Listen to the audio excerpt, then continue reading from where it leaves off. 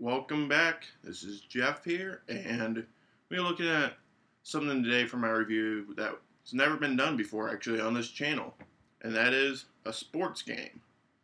Now, I'm taking a look at Rocket League, a game that is currently taking the world by storm right now. If you haven't seen anything on Twitter or anything, it's a bit of a different sports game. It's soccer mixed with cars. Sounds like a recipe for disaster? Well, maybe in-game. Let's take a look. Okay, so let's get a couple of things straight here. One, this sports game is by no means a sports sim. This is not Madden or NBA 2K. This is probably more of an arcade game than it is even a sports game. I think it could be tons of fun as an arcade cabinet. Let's get to the modes though, shall we? There is an exhibition mode if you want to jump into a quick game against someone local or against bots. And there is a season mode too if you want to play a season against bots, but that's about as deep as that mode goes. While we are on the topic of bots though, let's talk about them. They have 3 difficulty levels, and I'm going to tell you right now, 2 of them are absolutely pathetic. Rookie bots are just plain idiotic and basically do jack crap most of the game.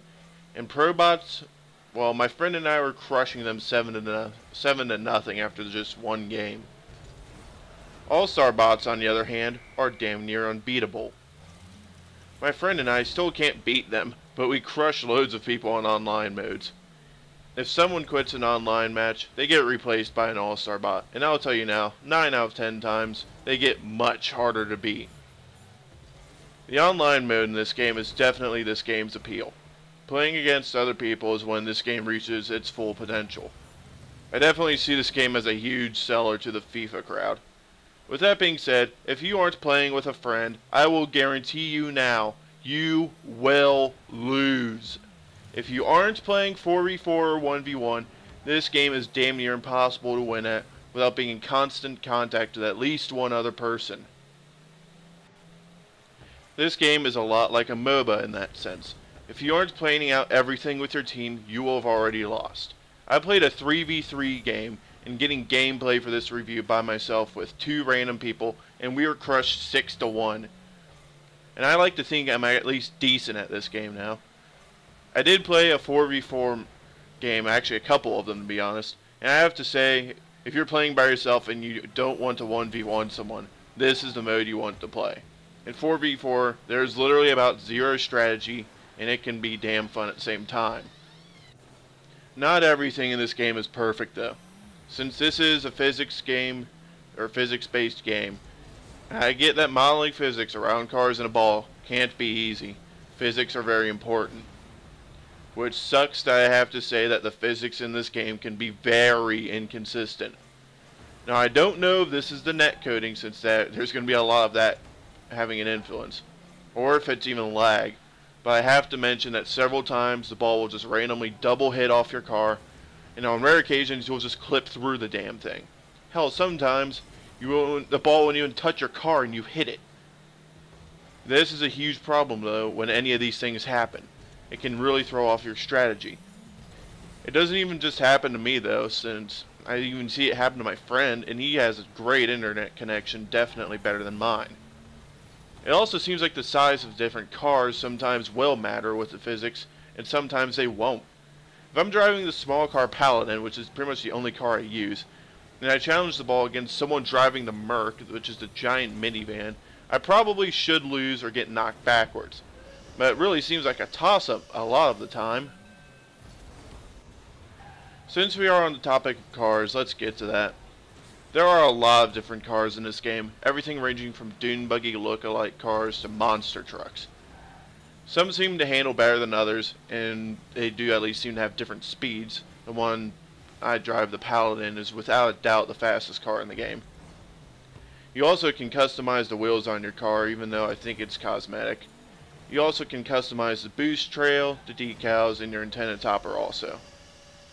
One thing with the cars, going back to the physics thing real quick, is that it does seem like they have different weights. I mean, my car gets bounced around like crazy if someone hits it, and if somebody brushes up against it, it freaking explodes.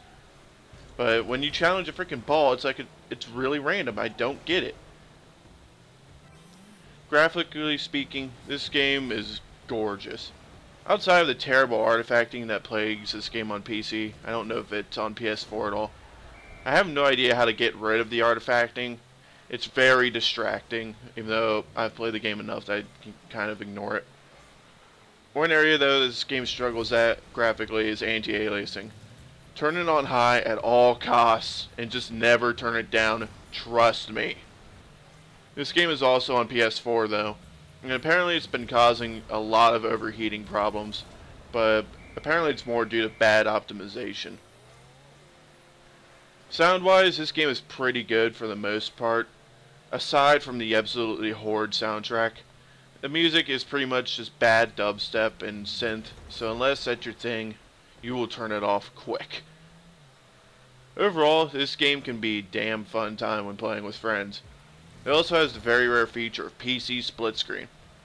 My friend I play with all the time even found out how to get the split screen to split onto different monitors. So you can actually have two monitors basically being split screen so you can give everyone their same screen. Besides the game's sometimes wonky physics and server problems that plague the game's launch, it can definitely be worthy of the $20 price tag. I've gotten a ton of time out of this game already. If you have a friend interested too, no doubt pick this one up. It can be a hard game to master, but when you do, it is a ton of fun. Heck, it even is when you haven't mastered it. That's my review of Rocket League, folks. I'll be back next week with something a bit different. I'm going to have my first ranking list since January of this year, so you'll definitely want to check that out. Thanks for watching.